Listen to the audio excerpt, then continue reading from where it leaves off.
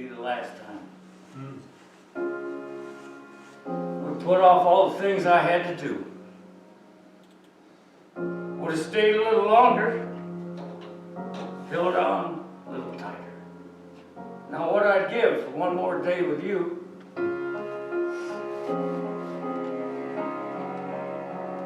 Cause there's a wound here in my heart where something's missing. They tell me, oh, it's gonna heal with time. But I know you're in a place where all your wounds have been erased. And knowing that yours are healed is healing mine. The only scars in heaven, they won't belong to me and you. Well, they won't. There'll be no such thing as broken. And all the old will be made new. And the thing that makes me smile right now, even as a tear falls down, is that the only scars in heaven are on the hands that hold you now. Quite a journey, this life. And all the road you walked was anything but easy. You picked up your share of scars along the way. But now you're standing in the sun. You fought your fight, your race is won. Pain is all a million miles away. The only scars in heaven, they won't belong to me and you. There'll be no such thing as broken, and all the old will be made new. And the thing that makes me smile now, even as a tear falls down, that's the only scars in heaven are on the hands that hold you now. Hallelujah, hallelujah,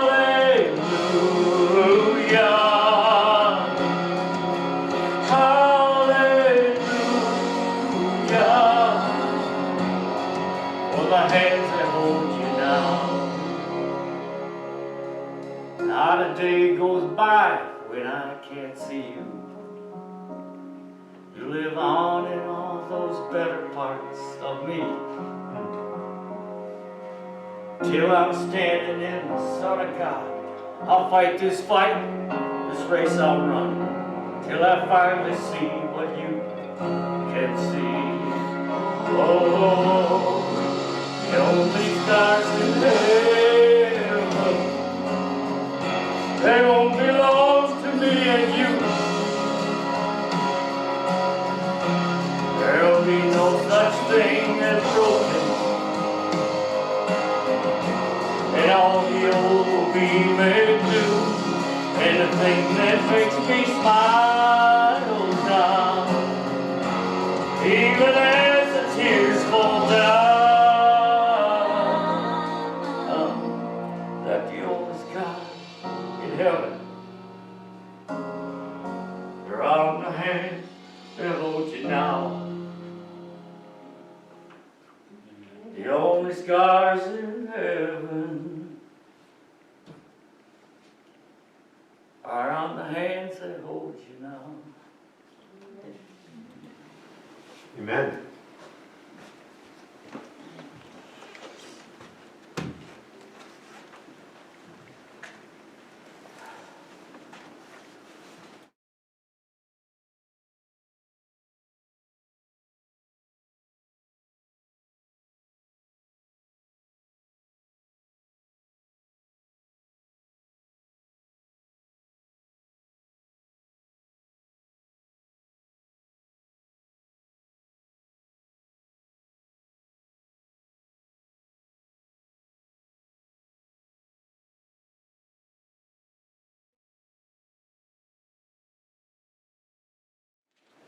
It is such a privilege to read the scriptures. And I'm so fortunate to bless you for your joining in today. This reading is from the 66th Psalm, in which is titled, Shout with Joy to God, All the Earth. And in which part I get to read the lighter print. Get to read full print. 697.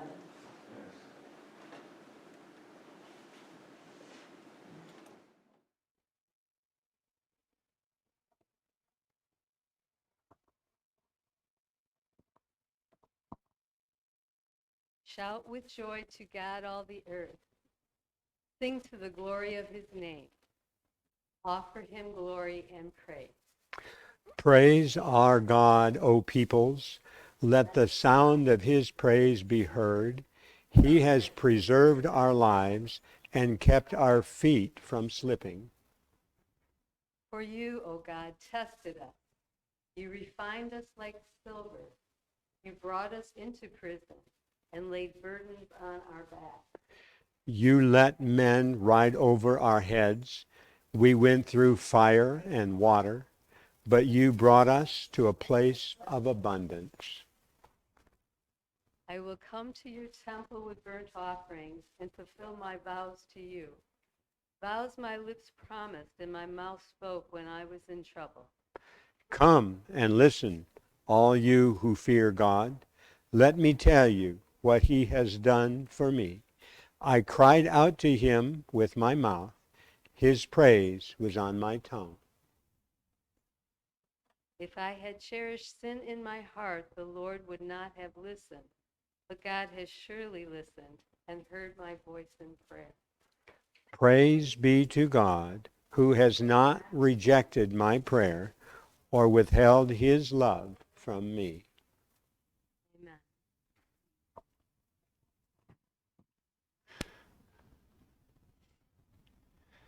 Happy Sabbath.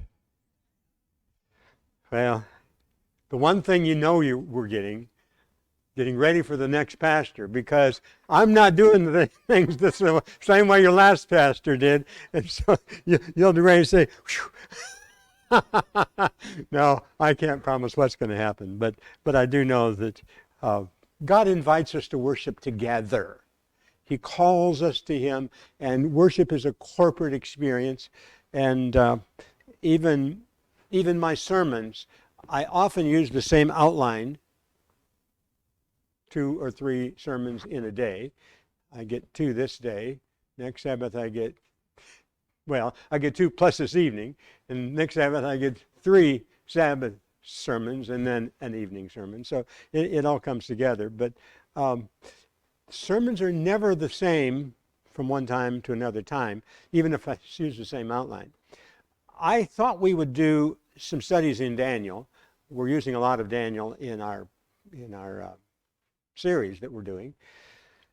And you may have to find out ways to tap into the other churches' websites and listen to the Daniel 2 and 3 chapters, because we've got sermon series here the next 2 Sabbaths. But it all works out. The chapter 1 of Daniel has a very frightening story. And you notice that I have entitled this something about names. What's in a name? You each have a name. And some of you have shared with me the story of how you got your name. And sometimes it's really poignant, precious, special.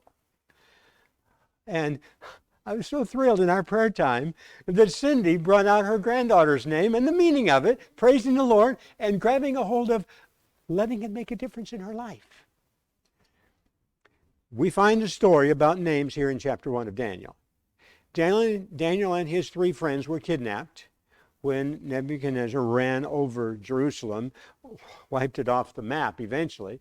But this first time that he came through, he just took the cream of the crop. He took the ones that he says, you're good looking. Nah, you don't. And he just went through and took some and left others. Being taken as a captive is messy, dangerous, scary. We have a few of these stories coming to us even in modern times. Girls and boys get raped. A lot of people get killed. Others get wounds. We don't know exactly what happened to Daniel and his friends. Maybe they were treated a little extra special because they were princes after all. They were descended from the king. You can get a couple clues on that. Isaiah 39 and 2 Kings 26. But these 4 men, their parents had given them names that they were striving to live up to. Daniel, God is my judge. So he went through life knowing that God cared what he did. Let me make sure I keep these straight, although I almost have this all memorized. Hananiah means grace of God. God's grace. He was fully aware that God's grace was in his life all the time. Now, you probably don't know anybody named Hananiah, but you probably know somebody named Anna or Hannah. It's all the same name. And even my youngest daughter, Haniel. It's all derivations of this same name. So when you meet somebody named Anna, know that that's saying something about God's grace. The primary meaning of Anna is grace. Now, where does the of God come in? Well, the ending phrase in both of these names, in fact, all 4 of these names, either the El or the is reference to God. Elohim is one of the primary names of God. And keep in mind, the Hebrew language does not have as big a vocabulary as we do in English. I mean, we've got 100,000 words in English. But they didn't have as many words, so every word had to cover more territory.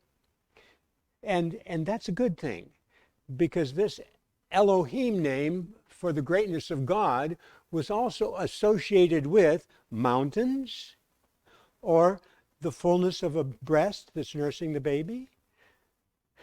And isn't that all about God?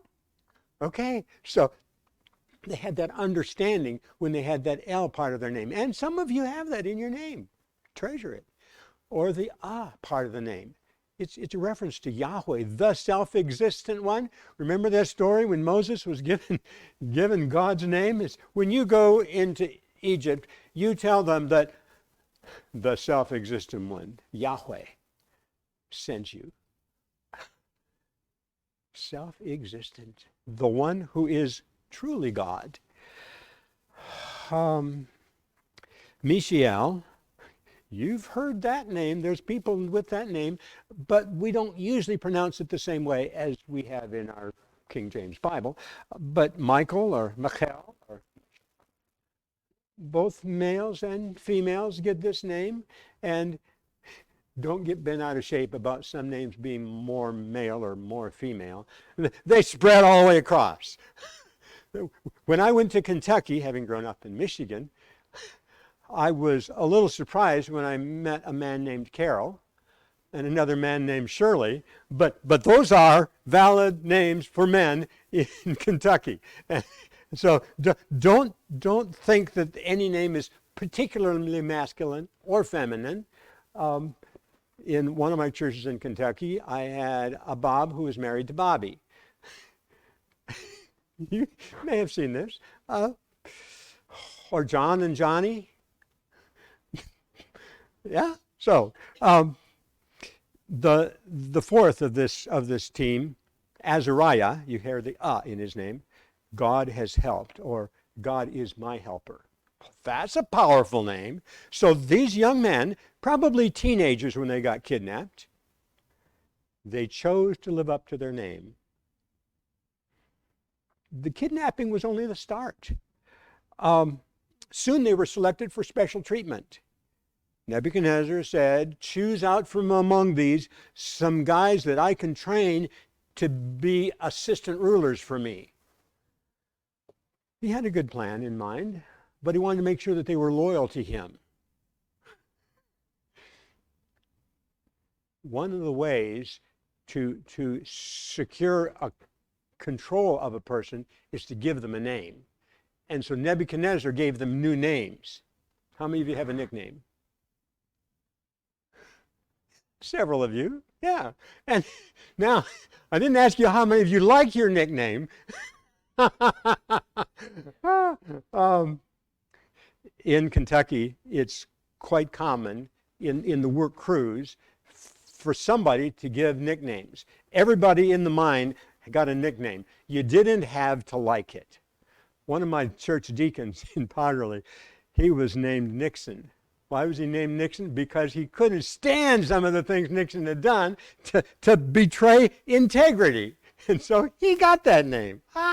But in the mines, it tends to be that there is one person, not necessarily a person with rulership, paycheck control, but definitely leadership, that chooses the names, and they just kind of, you get your nickname, and whatever he chose is what follows through.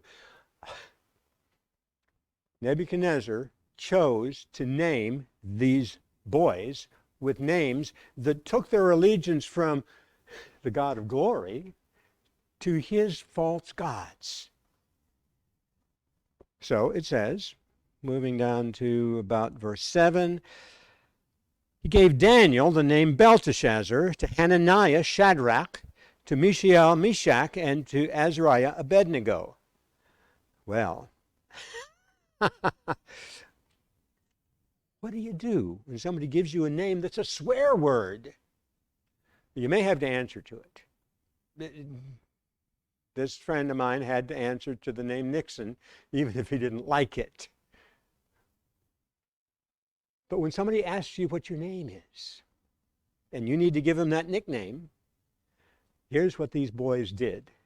And it's clever, remarkably effective, and a bit subtle, but the difference it made was most for them, and then secondarily for others. I believe that the name given to Daniel was Belshazzar. You find that recorded in other places, but he twisted it just a little bit and changed it from Bel, which was the name of one of their gods, to Belt. Now, you see what he's done? He's taken it from a god and made it into a belt. How degrading that is to the god. Now, how could he get away with this? Some of you know more than one language, and I already told you that we're here a few nights ago. When you're learning a different language, you will be embarrassed. You will say what you didn't mean to say. It happens. It just is. Because you have to learn. There's a certain aspect of dialect that we grew up with where we grew up, and it kind of chases after you. Now, I was talking with Terry about this, and he's lived in enough places that people listen to him. I just can't tell for sure. And my children, having grown up in Kentucky with parents who speak Michigandese, they have kind of a blend.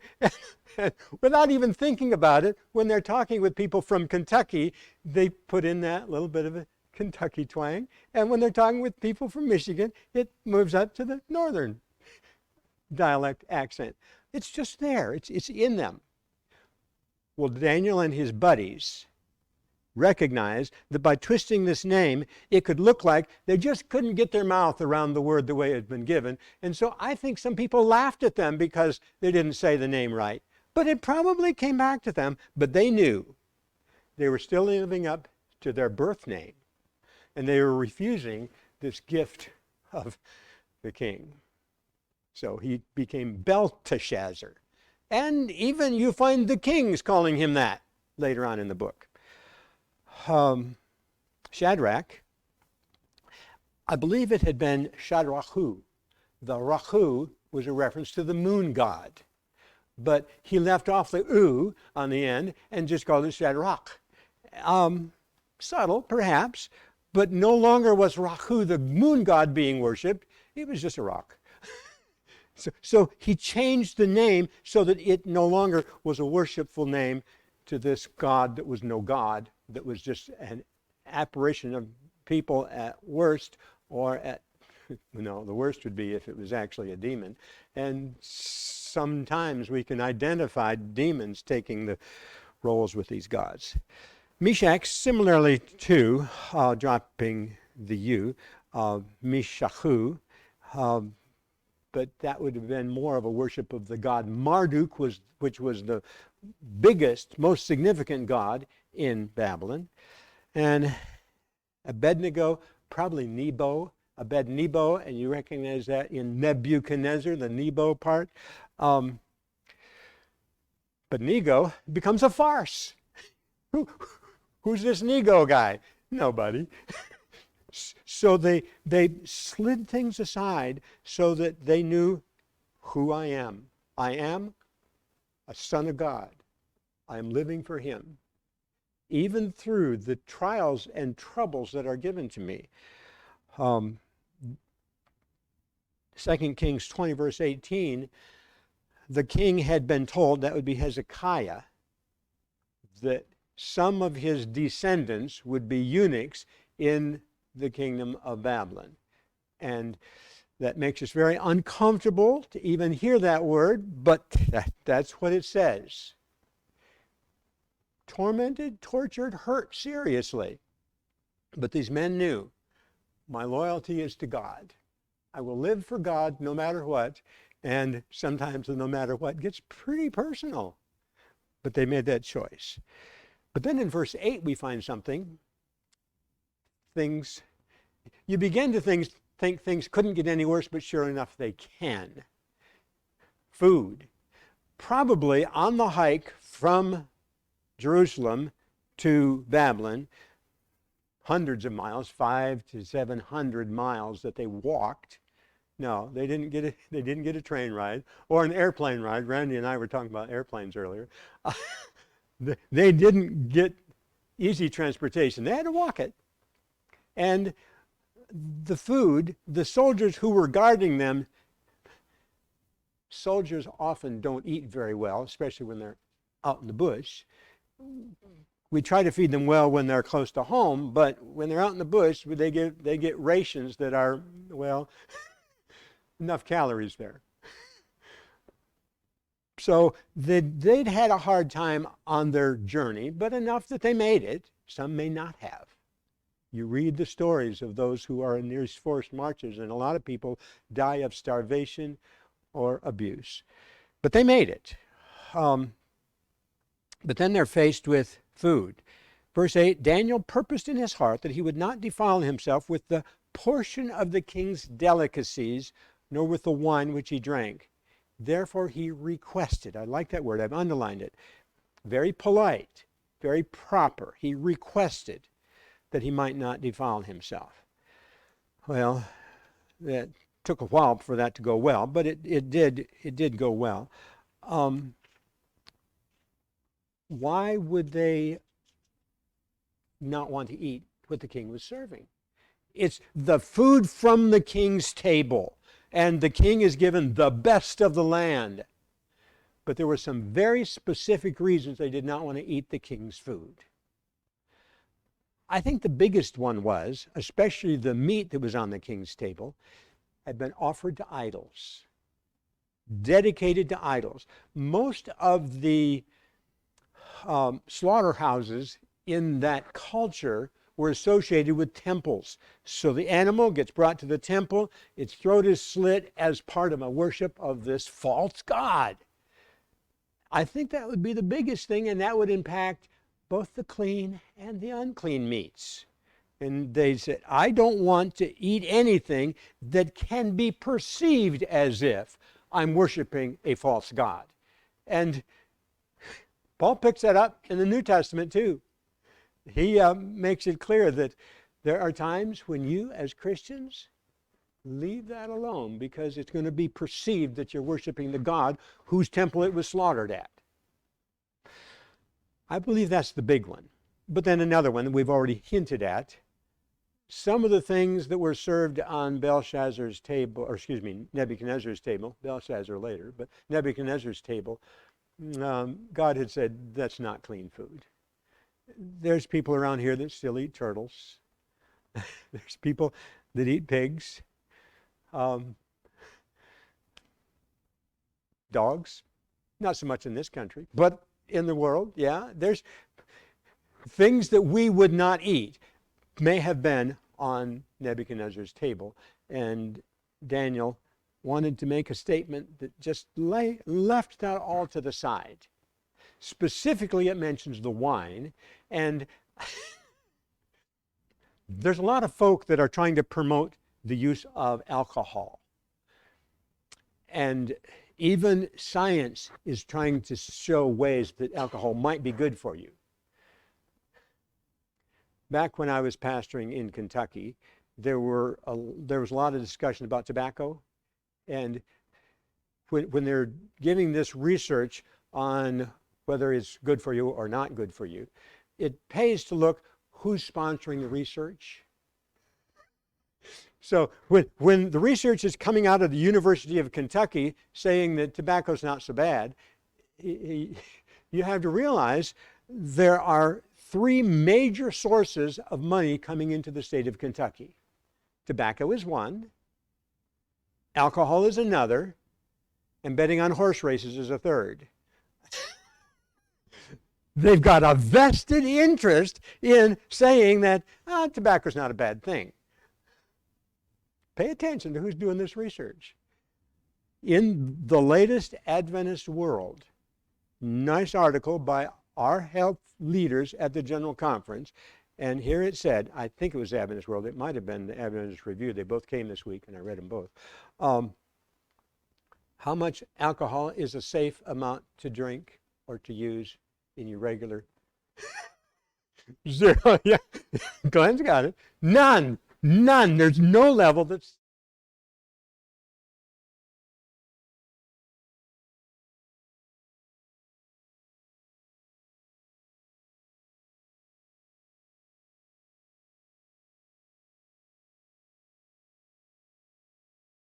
refined flour, refined sugars,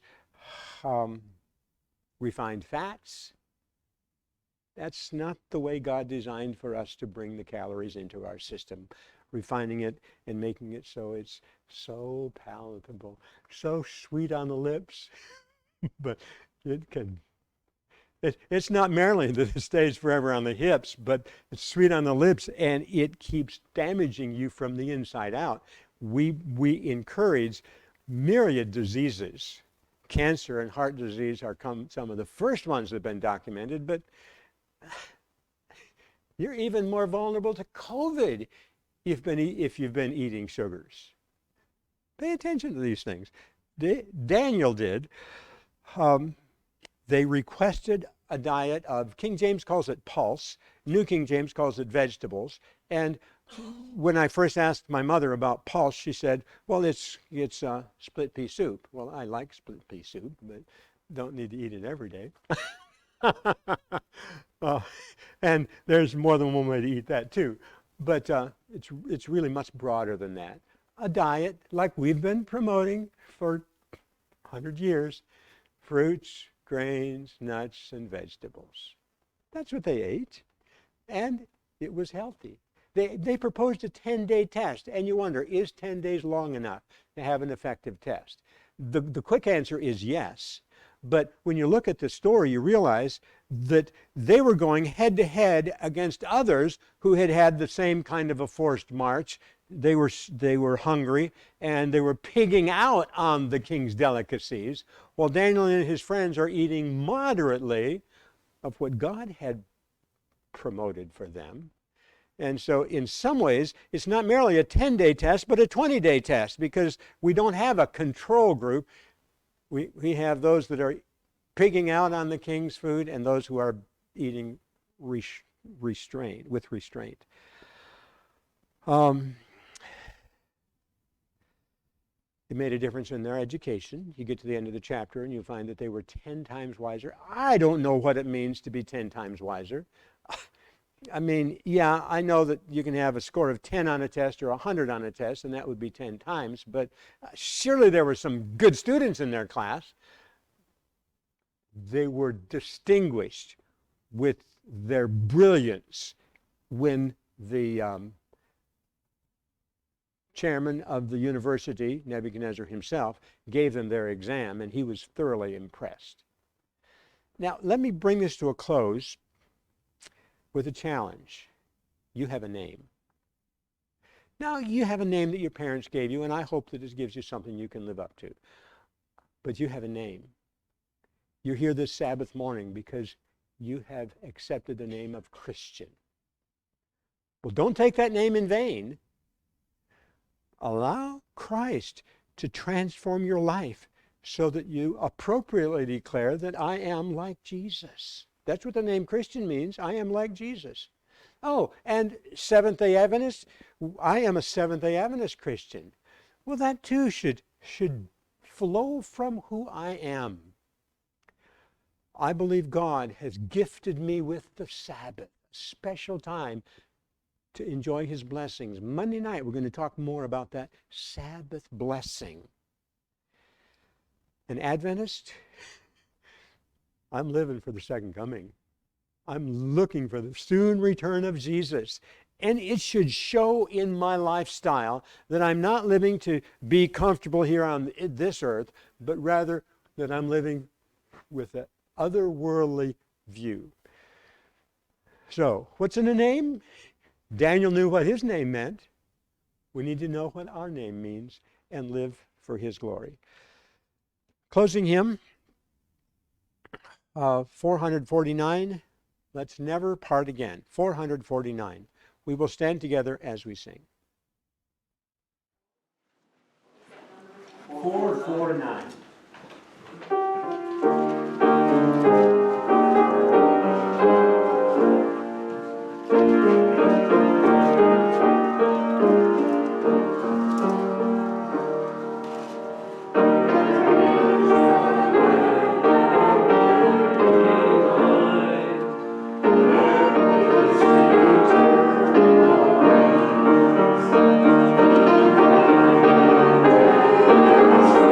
Son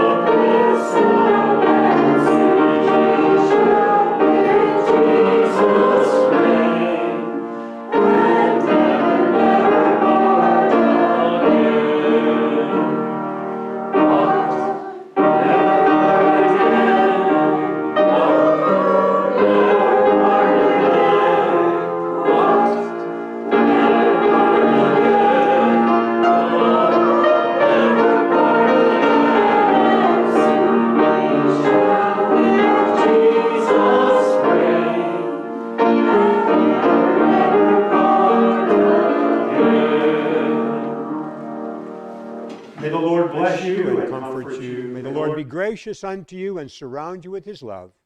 May the Lord be with you through trials by day and by night, smiling his grace into your life, giving you his peace and healing rest. Amen.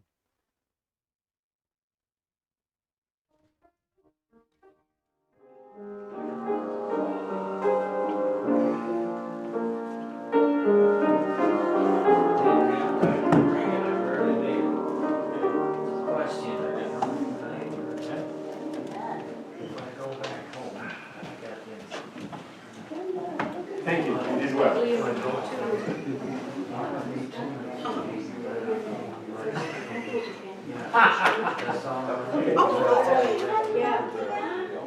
Sometimes I don't explain very well either. It's in my head and doesn't come out. No, I totally understand. I'm sorry. I enjoy doing the children's. I know, as they changed. I know. I love kids. It's just.